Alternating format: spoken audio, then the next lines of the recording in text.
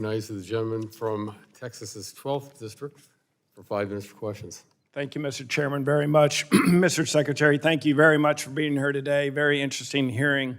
I agree with Mr. Vesey that the men and women out in West Texas are a very important part, not only to the people of Texas, people in the United States, but people around the world in supplying energy.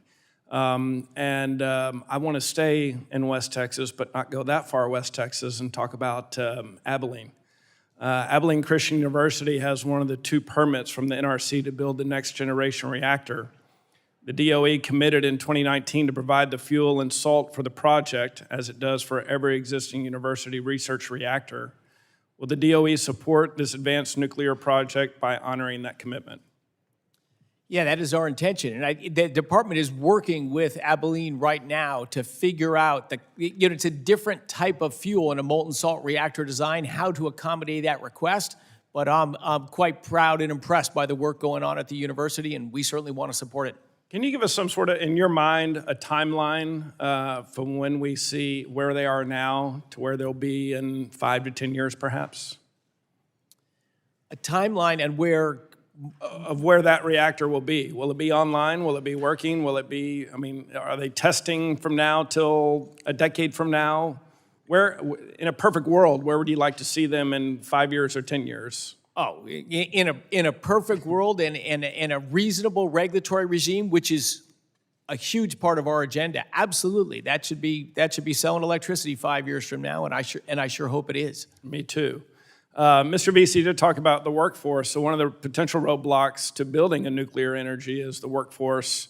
How will the DOE budget requests increase support for universities and technical and community colleges to train the next generation of nuclear scientists and skilled workers to be able to support the goal of the nuclear build-out? Yeah, that is a key thing. We've had, as I say, nuclear hasn't been sexy for a few generations because we haven't done much with it. And it's when I speak and go around, I want to get young people excited again and wanting to go into this industry. But the only thing that'll happen is if things are happening. If we're building reactors and they're selling power and businesses are growing, that's going to draw people into the industry.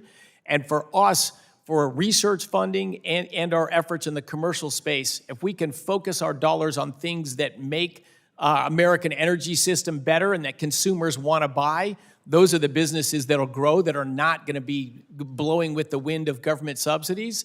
We need sustainable industries that can grow because customers want to buy their products. That's what will bring people into that industry, and that's what we need to have happen with nuclear.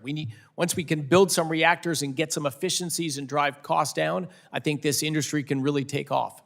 And one of my colleagues across the aisle earlier was bragging about the Texas grid and that the wind and the solar especially, but those are subsidized, correct?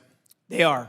And our other entities on the grid, nuclear, natural gas, coal, are not subsidized. Is that correct? That is correct. Okay. So, in fact, they're penalized. Right, thank you. By being forced to turn on and off all the time. Right. So, so to that point, we obviously need more power in Texas. There's no doubt about that. What's your thought of how Texas goes about to create more power, the power needs in the future for us? Well, one of the houses in Texas, I'm not sure if it was the House or the Senate, passed a bill. I do not believe it's the House. But it's passed them both. But yeah, passed them both. And I think that's a very electricity is complicated. And again, as I was discussing before, because you got to balance supply and demand at all times. But I think that Texas proposal that if you're going to bid into the electricity market and be treated like everybody else, you got to be able to provide 24/7 power. I always say to people, would you pay the same amount of money for an Uber that you didn't know when it was going to pick you up or where it was going to drop you off? That's just not the same product. We need to have people bidding into a marketplace that are both delivering the same product, which is 24/7 electricity, because that's the only thing customers will buy. Perfect. Thank you very much. Thanks for your time, Mr. Chairman. I'll yield the rest of my time. Thank you.